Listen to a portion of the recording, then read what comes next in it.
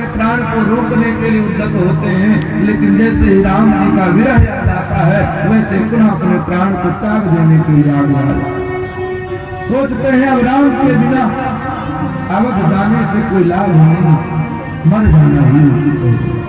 लेकिन जब राम जी की बात याद आती है, दशरथ जी का ख्याल आता है तो जाता।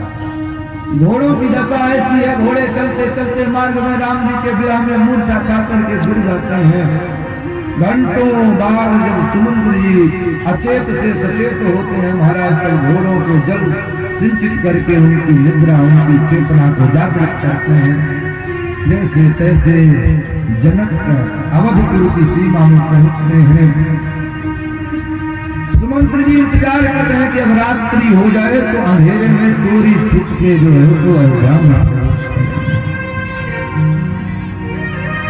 अयोध्या रात्रि प्रहर में सुमंत्र जी पहुंचते हैं। और जब सुमंत्र जी पहुंचते हैं रात्रि की वेला में, सब कोई मानो सुमंत्र जी का ही इंतजार कर रहे हैं। दशरथ जी के मन में एक आशा जग रही है कि हमने सुमंत्र जी से कहा था कि 4 दिन वन घुमा करके राम जी को वापस ले आना, हो सकता है सुमंत्र राम जी को ले आने।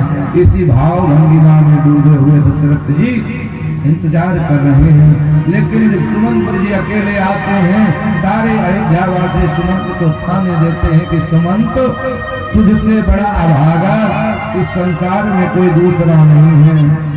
हम तो आलसी नींद के वशीभूत हो करके तमसा के किनारे सो गए और भगवान हमें छोड़ करके चले गए। तू तो सौभाग्यशाली था, राम जी तुझे अपने साथ लेकर गए, पर बारे अभागे बारे तेरी बुद्धि, तू वहां भी उनको छोड़ करके चला।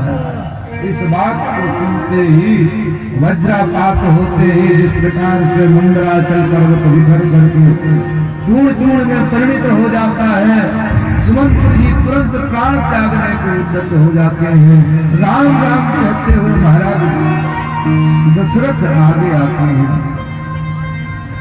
महाराज दशरथ कहते हैं मेरे राम